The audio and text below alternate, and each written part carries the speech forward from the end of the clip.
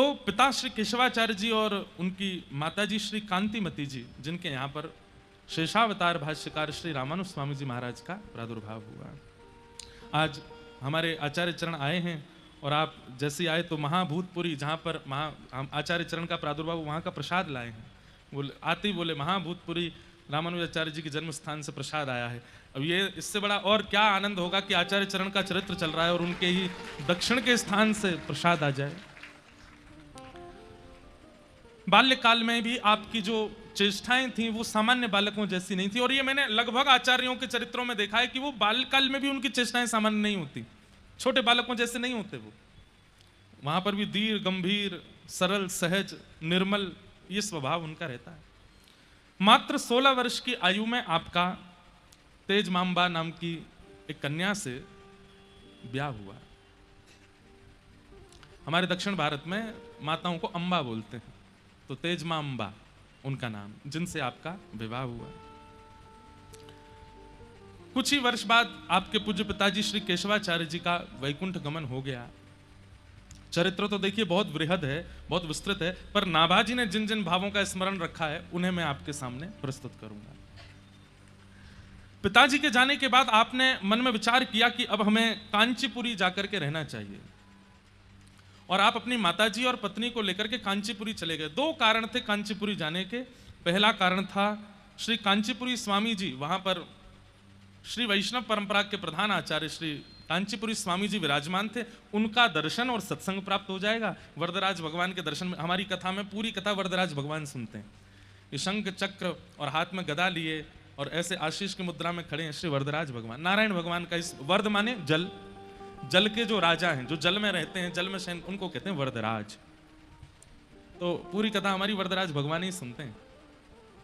हमारे श्री वैष्णव परंपरा के इष्ट हैं वरदराज भगवान। तो रामानुजाचार्य जी के मन में आया कि मैं अब कांचीपुरी जाकर के ही रहूं, वहां पर कांचीपुरी स्वामी जी का सत्संग करूंगा, और वहीं पर अद्वैत वेदांत के प्रकांड पंडित हैं श्री यादव प्रकाश जी, उनसे ब्रह्म सूत्र का अध्ययन करूंगा। गुरुदेव भी मिल जाएंगे अध्ययन करने के लिए, और ठाकुर जी की दर्शन और स्वामी जी का सत्संग भी मिल जाएगा। और आप अपनी पत्नी और मां के साथ कांचीपुरी प्रस्थान कर गए।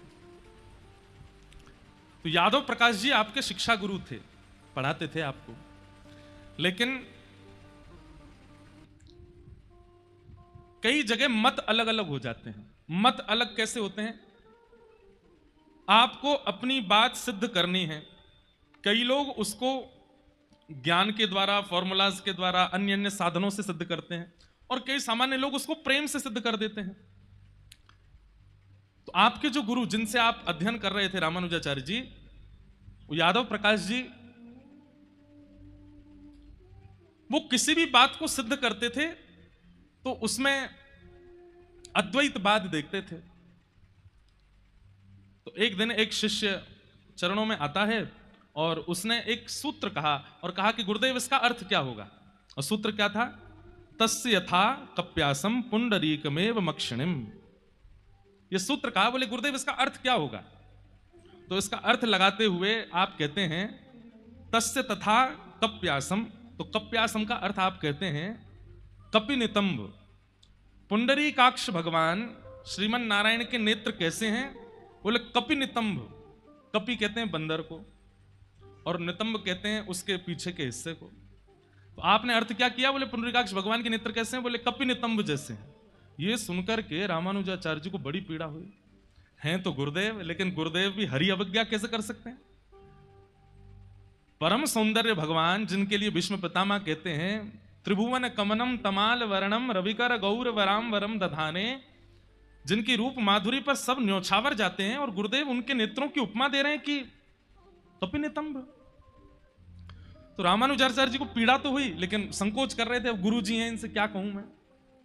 लेकिन एक दिन उदास बैठे थे तो गुरुदेव ने पूछा, क्या बात है रामानुजाचार्य जी, आप बड़े उदास बैठे हैं? बोले गुरुदेव क्षमा करें, मैं सह नहीं पा, मैं इतना प्रेम करता हूं ठाकुर जी से कि उनके रूप की ऐसी विचित्र उपमा आपके मुख से सुन के मुझे बहुत पीड़ा हुई।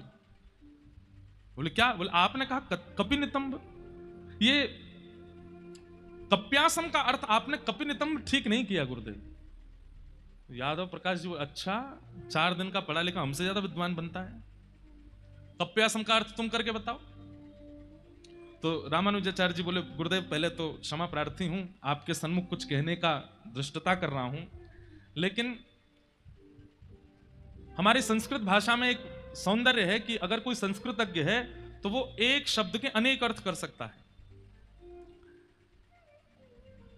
गुरुदेव, यदि कप्यासम शब्द कहीं और के लिए प्रयोग किया जाता तो वहां आप इस अर्थ को करते तो ठीक, लेकिन जब पहले ही कह दिया गया है कि पुंडरीकाक्ष भगवान, तो यहां पर आपको अपनी व्याकरण के कई सूत्रों को लगाकर के उत्तर इसका अर्थ अलग करना चाहिए था। बोले तो तुम करके दिखाओ, कप्यासम का अर्थ क्या होगा। तो श्री रामानुजाचार्य जी बोले कम जलम पिबती कपि, जो जल का पान करता है, कम यानी कि जलम, और उसका जो पान करता है, बोले कौन, सूर्य। बोले सूर्य सदा जल को अपनी ओर अपने ताप से खींचता रहता है, वो जल उड़ उड़ करके सूर्य की ओर जाता रहता है।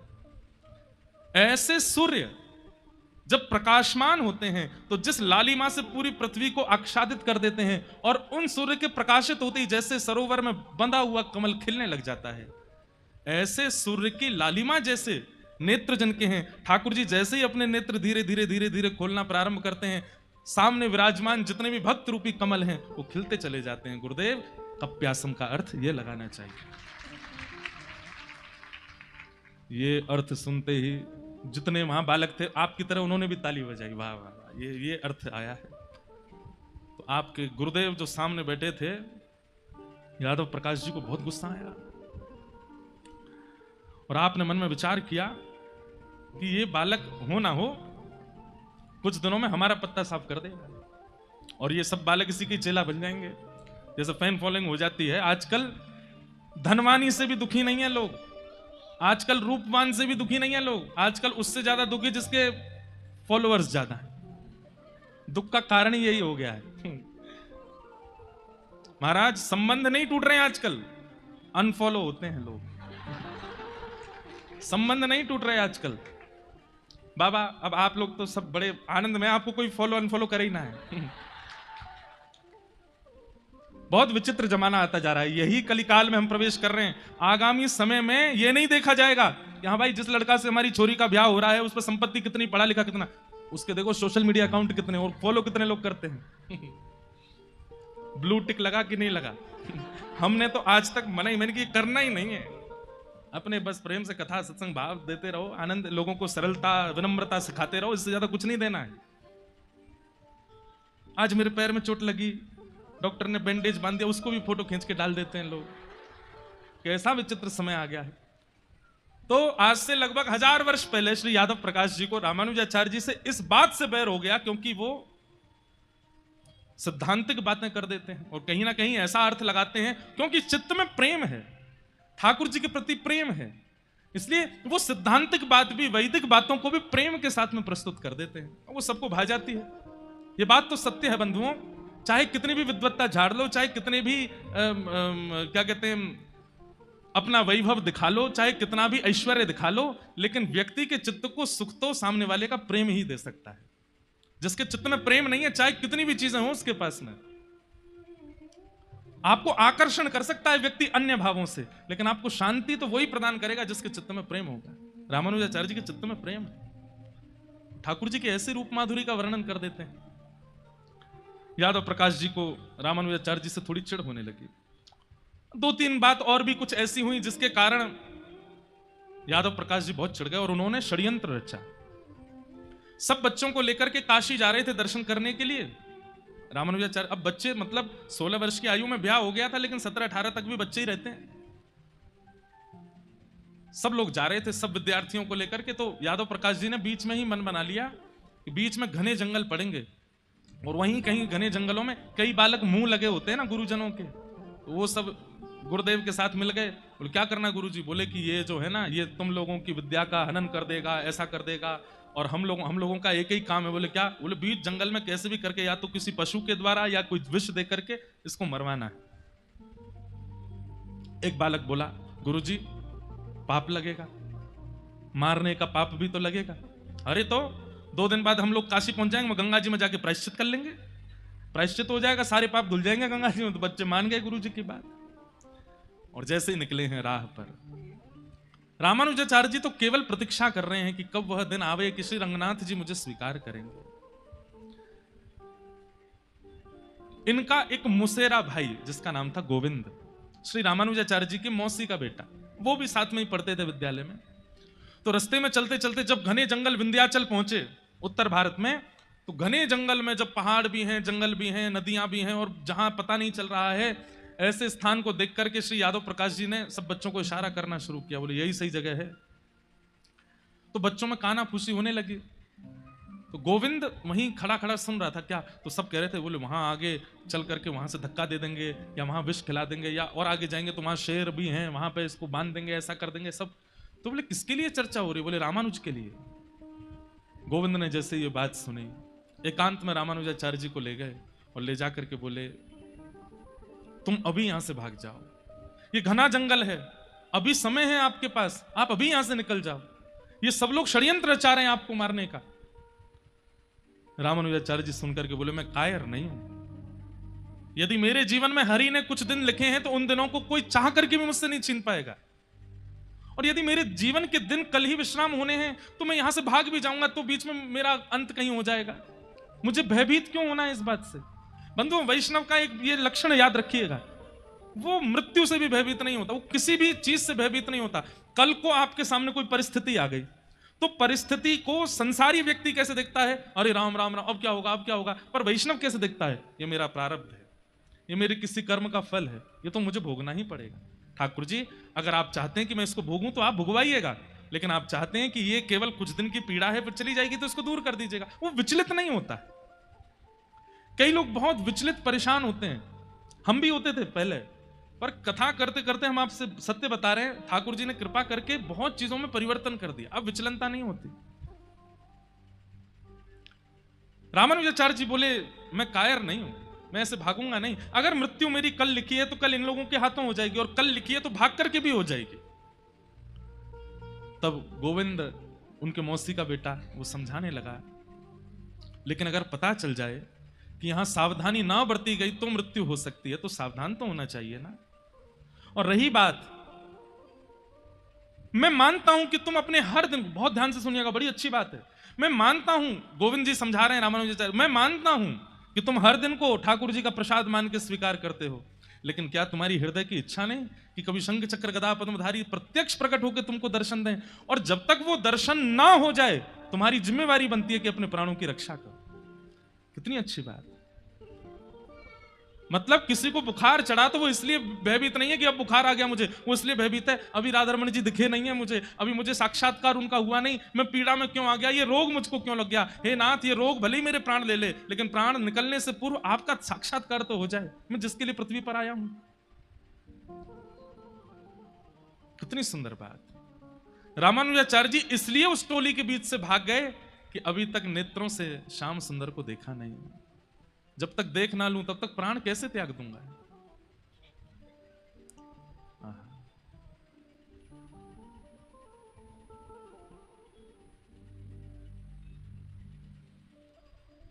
मीराबाई का एक बहुत सुंदर पद है,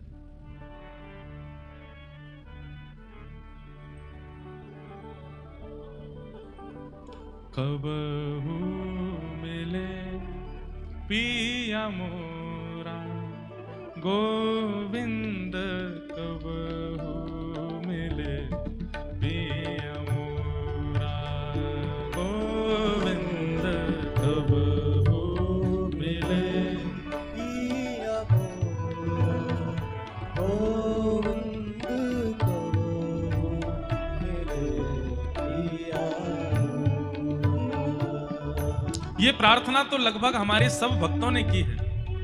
मीराबाई के सन्मुख भी जब विष आ गया, मीराबाई के परिवार के लोग भी जब विपरीत हो गए, तब भी मीराबाई कहती हैं ठाकुर जी से, चाहे जितना यत्न दे दीजिए, चाहे जितनी पीड़ा दे दीजिए, चाहे जितना लोगों को, परिवारी जनों को विपरीत कर दीजिए, पर नाथ मेरे हृदय से दूर मत होना, बस मेरे नेत्रों से दूर मत होना। कभी ऐसा दिन ना निकले कि मैं आपको देखूं ना, कभी ऐसा दिन ना निकले मैं आपको भजूं ना, कभी ऐसा दिन ना निकले मैं आपको याद करूं ना। भोजन के बिना रह सकती हूं मैं, परिवार के बिना रह सकती हूं, किसी के सपोर्ट के बिना, किसी के आश्रय के बिना रह सकती हूं मैं, लेकिन आपके बिना नहीं रह सकती।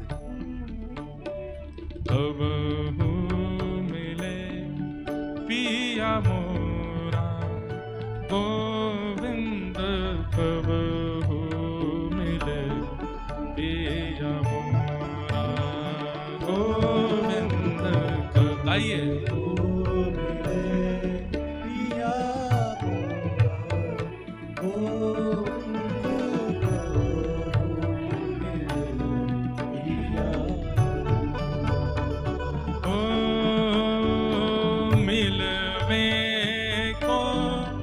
मोहे चाब घनेरो, मिलवे को मोहे चाब घनेरो, मिलवे को मोहे चाब घनेरो, मिलवे को मोहे चाब घनेरो।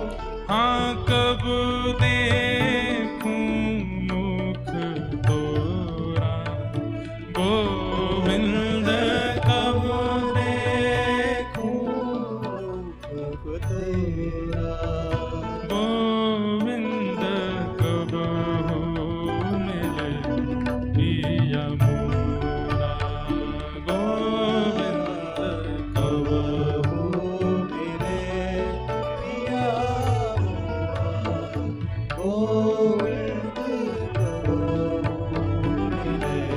बहुत सुंदर पद है मीराबाई का।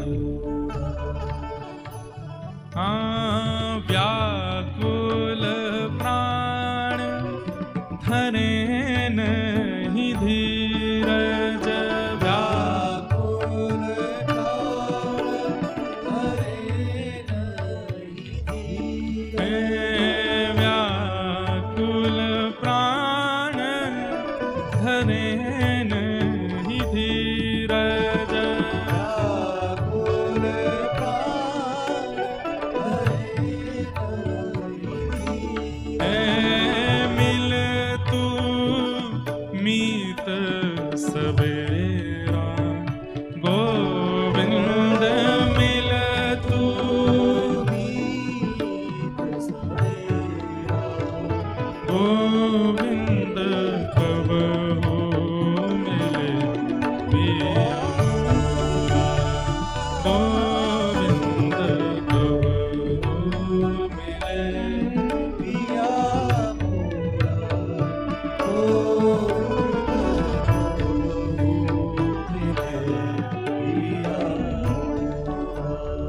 मीरा के प्रभु गिरधर नागर, मीरा के प्रभु गिरधर नागर, मीरा के प्रभु गिरधर नागर, मीरा के प्रभु गिरधर नागर। ताप तपन बहु तोरा गोविंद, ताप तपन बहु गोविंद, कब हो मिले पिया मोरा गोविंद, कब हो मिले पिया मोरा गोविंद, कब हो मिले पिया मोरा। प्राणों की भय नहीं है श्री रामानुजाचार्य जी को। प्राण भले ही चले जाएं, पर जिस कार्य के लिए पृथ्वी पर आए हैं, एक तो वैष्णव उद्धार और दूसरा हरि दर्शन, वो तो करके जाएं कम से कम। भाग तो गए बीच रास्ते से ही, और यहां यादव प्रकाश जी और सब बालकों को लगा कि घने जंगल में कोई जानवर पकड़ के ले गया, उनको खा गया होगा भीतर। यहां तो उत्सव नाच रहे थे ये लोग, बढ़िया है, हमें जो करना था वो अपने आप ही हो गया। लेकिन रामानुजाचार्य जी दौड़ तो गए। अब कहां विंध्याचल, विंध्याचल कहां है? प्रयागराज के पास। और कहां कांचीपुरी? और इतना लंबा रास्ता, उसमें भी रोड नहीं है, जंगल के रास्ते। और यहाँ तो हजारों बच्चे थे, गुरुदेव साथ थे तो निकल पड़े। अब अकेले आ रहे हैं रास्ते में, बस सोचते आ रहे हैं कि कोई जीव ना आ जाए मेरे सामने, कोई मेरा वध ना कर दे, क्योंकि अभी हरि से मिलना नहीं हुआ है। तभी आप एक वृक्ष के नीचे बैठ गए। सुबह के दौड़ते दौड़ते कांटे लगे हैं, छिल गए हाथ पैर कहां से, और एक वृक्ष के नीचे बैठे थे, चिंता कर रहे थे कहां जाऊं, किसके पास जाऊं, बालक हैं, अभी भूख लगी है बहुत तेज। इतने में ही दो दंपति यात्री निकले वहां से, और दोनों यात्रा करते हुए जा रहे थे। तो आप उनको देख करके थोड़े सहम गए, और उन दोनों दंपतियों ने जब रामानुजाचार्य जी को देखा तो परम सुंदर बालक आए समीप। बोले, अरे बालक तुम कहां जा रहे हो? बोले, हम कांचीपुरी जा रहे हैं। अच्छा, हम दोनों भी दक्षिण यात्रा पर जा रहे हैं, हम लोग सेतुबंद आदि दर्शन करने के लिए जाएंगे, और हमें मार्ग भी पता है जंगल का, तुम हमारे साथ ही हो लो, और हमें लगता तुमने कुछ खाया भी नहीं है, कुछ पालो।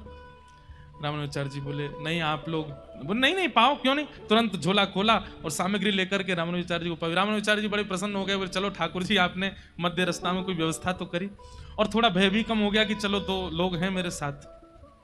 अर्धरात्रि का समय हुआ तो जो दंपति थे उनमें पत्नी उठ करके कहने लगी, अरे मुझे तो बहुत तेज प्यास लगी है, कहीं से जल की व्यवस्था करो। रामानुजाचार्य जी बोले, अब रात्रि में आपके लिए जल कहां से लाऊं, और ये तो घना जंगल है। तो जो पति था वो उठ के बोला, अरे देवी थोड़ा सहन करो, सो जाओ, सुबह होगी चलेंगे, कहीं जल पी लेंगे। प्रातःकाल होते ही आप तीनों निकल पड़े।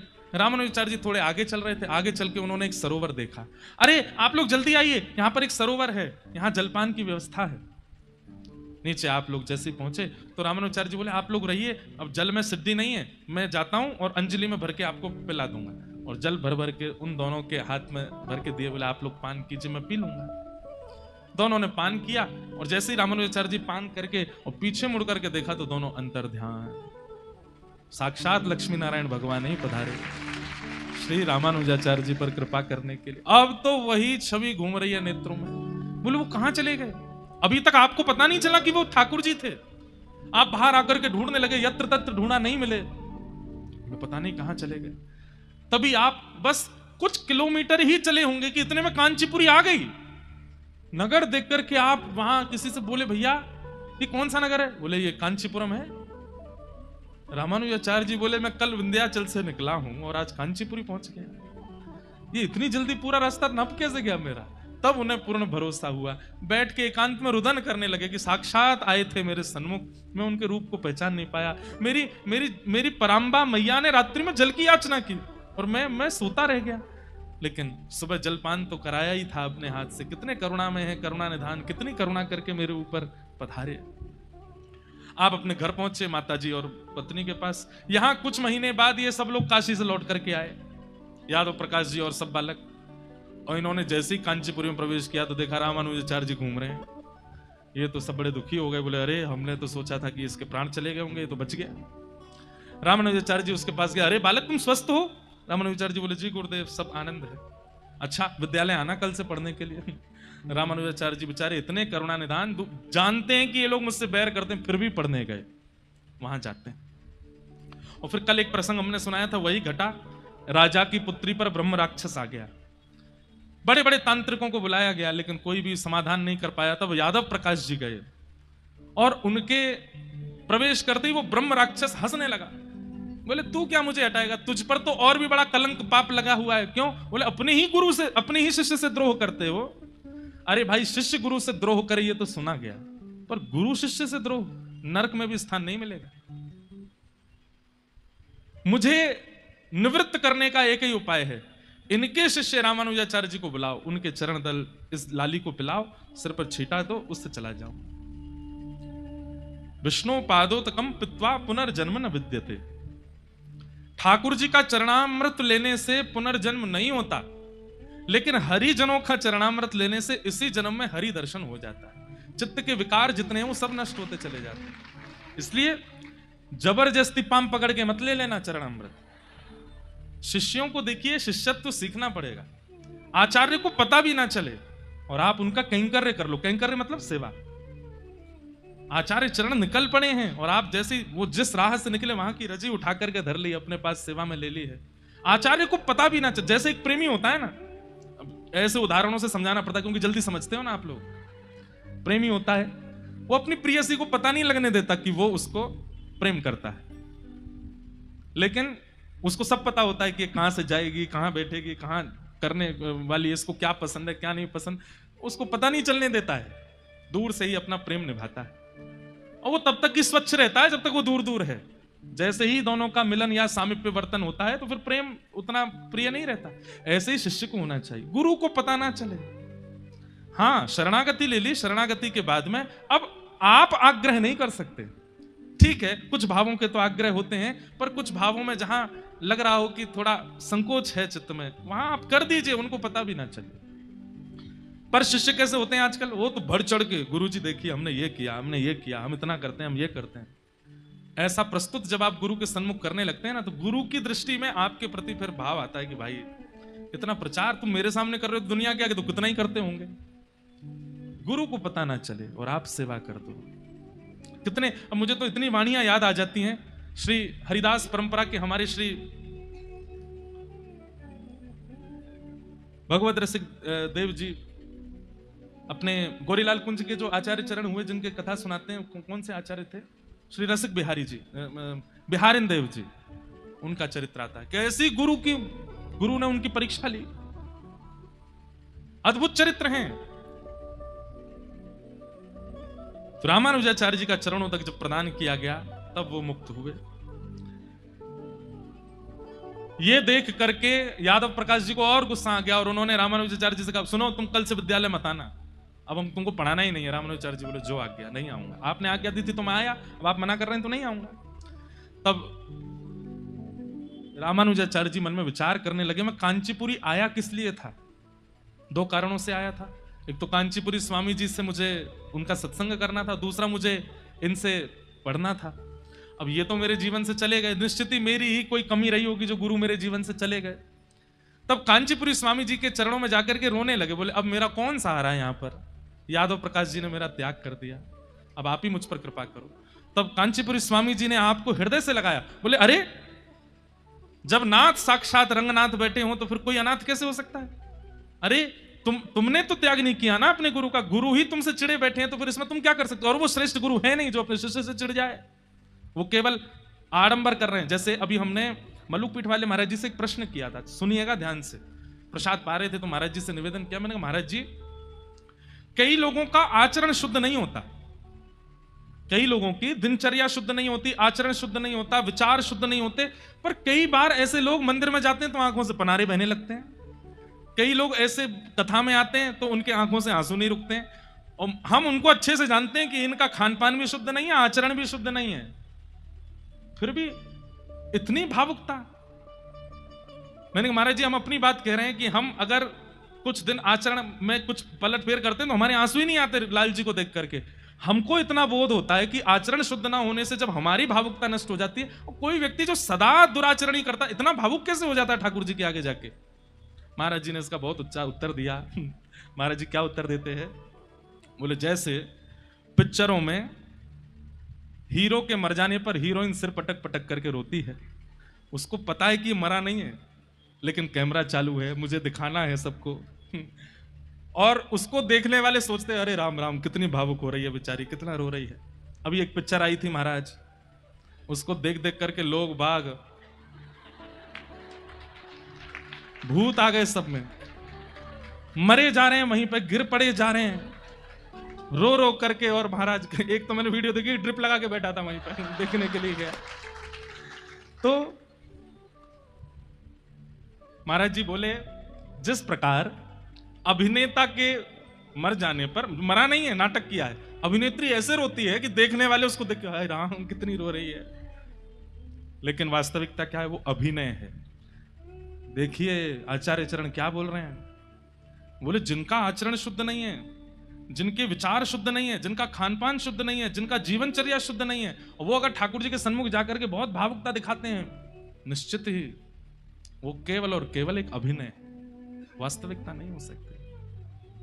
वास्तविकता अगर होगी आपका स्वयं का मन करेगा कि इस विषय को मैं सुधारूं, अपनी इस दिनचर्या को मैं सुधारूं, अपने इस आचरण को मैं सुधारूं। और क्षमा कीजिए अगर उस सुधार का चित्त में भाव प्रकट नहीं हो रहा है तो आप अभिनय ही कर रहे हो भाव के नाम पर।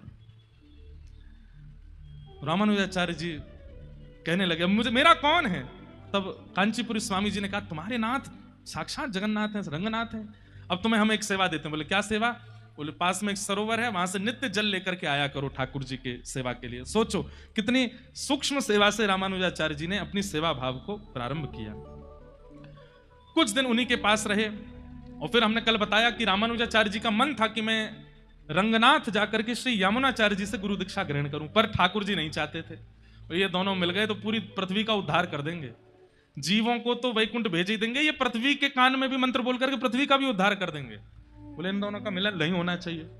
तब जैसे ही रामानुजाचार्य जी पहुंचे, कल सबने कथा सुनी थी, रामानुजाचार्य जी पहुंचे तो श्री यामुनाचार्य जी की 3 उंगलियां बंद थी और वे वैकुंठ धाम प्रस्थान कर चुके थे। तब आपने 3 संकल्प लिए। पहला संकल्प क्या लिया? श्री वैष्णव मत का प्रचार और संसारी जीवों का हरि चरणों में शरणागति कराऊंगा। ये बात सुनते ही आपकी एक उंगली खुल गई। दूसरी बात आपने कही ब्रह्म सूत्र और विष्णु सहस्त्र नाम पर श्री भाष्य लिखूंगा, दूसरी उंगली खुल गई। तीसरी बात आपने कही द्रविड़ भाषा में, दक्षिण भाषा में लिखे हुए श्री वैष्णव परंपरा के ग्रंथों को मैं संस्कृत में बद्ध करूंगा, कहते तीसरी उंगली खुल गई। मतलब उनकी एक प्रकार से भावनात्मक दीक्षा तो यामुनाचार्य जी ने कर दी। रामानुजाचार्य जी ने प्रणाम किया लेकिन नाराज हो गए। रंगनाथ भगवान से बोले आपने मेरे गुरुदेव से मिलने नहीं दिया, मैं अब आपको नहीं देखूंगा। चले गए वहां से। ठाकुर जी बोले आज यामुनाचार्य जी गए, शोक का दिन है और शोक के अवसर पर रामानुजाचार्य आए हैं, मैं अभी बाहर आकर के वो सब भाव प्रकट नहीं करूंगा। मैं तो तब रामानुज को मिलूंगा जब आनंद का उत्सव हो रहा हो। अभी रामानुजाचार्य जी गए, शोक है, इसलिए अभी रूठ के चले गए, कोई बात नहीं, हम मना लेंगे बाद में।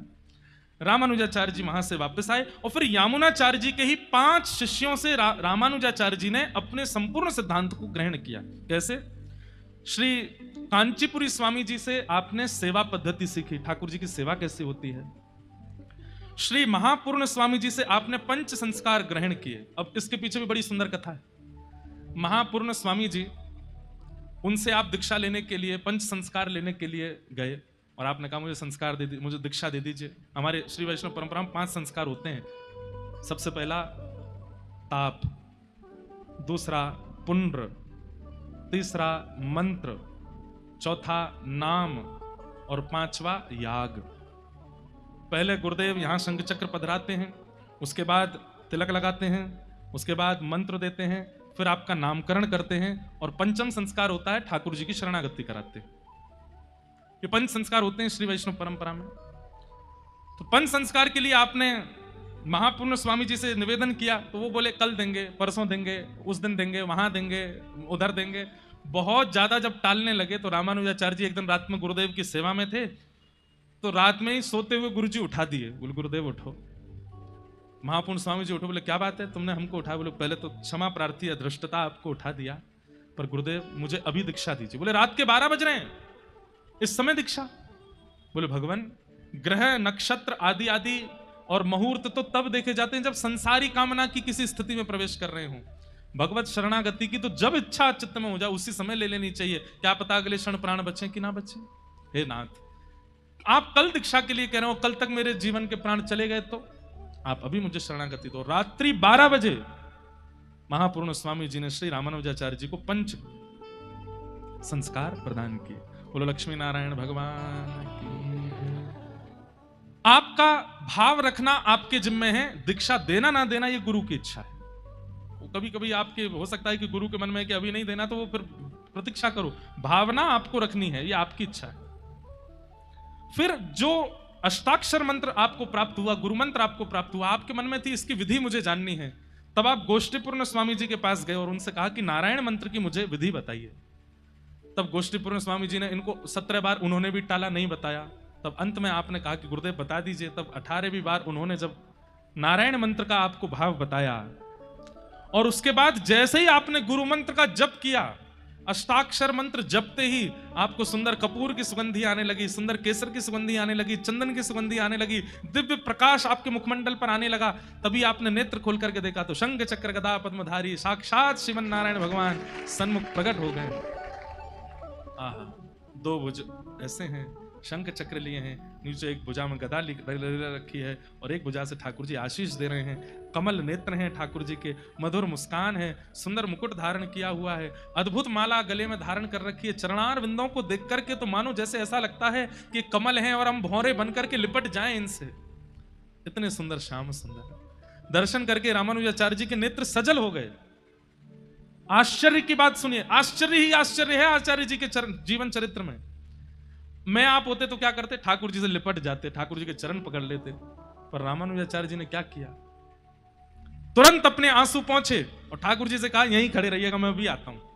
और दौड़ करके गए और मंदिर के शिखर पर खड़े होकर के और अपने मुख पर हाथ रख के जो गुरु मंत्र गुरु जी ने दिया था, जिसको गोपनीय रखने की आज्ञा दी थी, जोर जोर से उसको चिल्ला करके बोलने लगे, गोपुर है आरूढ़ उच्च स्वर मंत्र उच्चारो।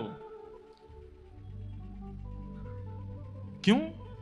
आपके गुरुदेव जब सुने तो दौड़ करके आए और आकर के, हे रामानुज क्या कर रहे हो? मैंने मना किया था कि गुरु मंत्र किसी को बताना नहीं होता है और तुम आकाश में चढ़ करके सबके मध्य बोल रहे हो, नरक जाना पड़ेगा।